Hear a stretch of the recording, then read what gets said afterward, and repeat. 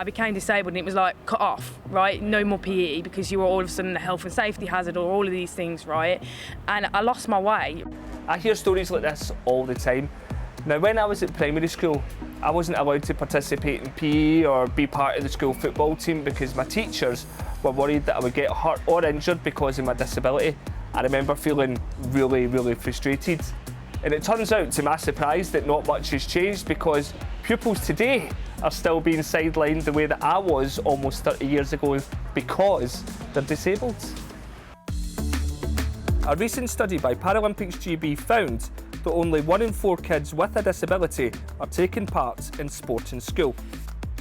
There are many reasons why disabled children may be sidelined during PE or sport in schools.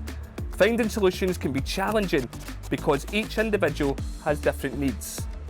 ParalympicsGB have identified 4 areas that could make things easier for teachers and schools. 1. Empower teachers with the right tools, understanding and resources to deliver truly inclusive PE. 2. Adapt teacher training, help the next generation of teachers to have the skills and confidence to deliver truly inclusive PE. 3. Rethink how PE is seen within the school curriculum and making sure it becomes a priority. 4. Increase the number of disabled people training to become teachers.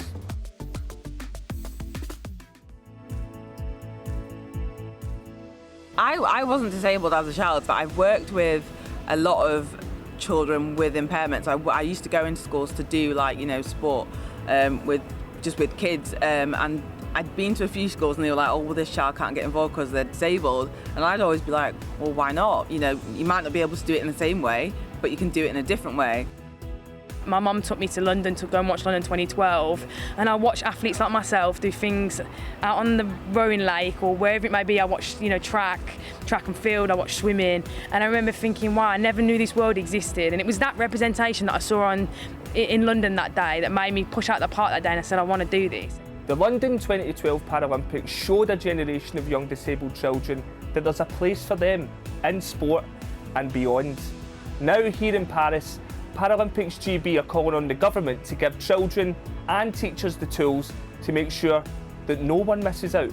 But with 1.5 million children making up 15% of the school population, there could be a long road ahead when it comes to change.